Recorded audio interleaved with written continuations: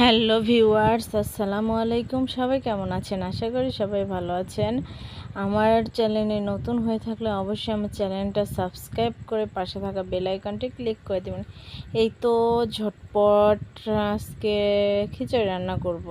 খিচুড়িটা ঝটপট, এই জন্য চাউল অল্প, মানে দুজনের জন্য তো, এই জন্য ঝটপট হাতে মাখায় আমার খিচুড়ি রান্নাটা মজা লাগে, এই জন্য হাতে মাখায়। এই তো খিচুড়িটা এখন বসায় দিব।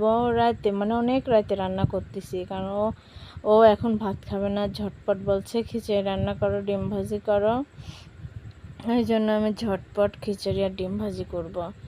এই তো হাতে মাখায়, সুন্দর করে হাতে মাখায় নিব।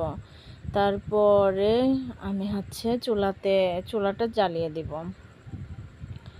বেশিরভাগ সময় আমি রাতে রান্না করি, আর মানে রাতে রান্না করলে ঘরটা গরম হয়ে যায়। এই জন্য মানে বেশিরভাগ সময় আমি সকালের দিকে বা বিকালের দিকে রান্নাটা করে থাকি, যাতে ঘরটা, আর যখন বাবু জ্বালায় তখন বেশিরভাগ সময় রাতে রান্না করা হয়। এই তো আমি চুলা জ্বালাই দিছি।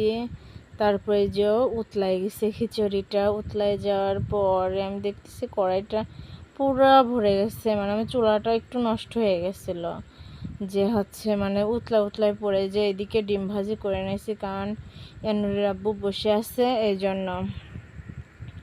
এই তো খিচুড়ি রান্নাটা আমার প্রায় হওয়ার দিকে।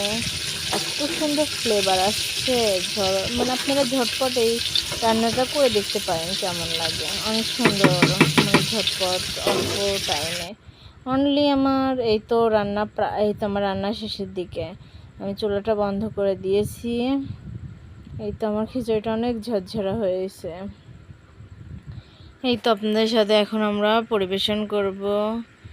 এই তো খিচুড়ি রান্না করছি। এই তো খিচুড়িটা আমরা মানে থালে পরে বাড়ছি।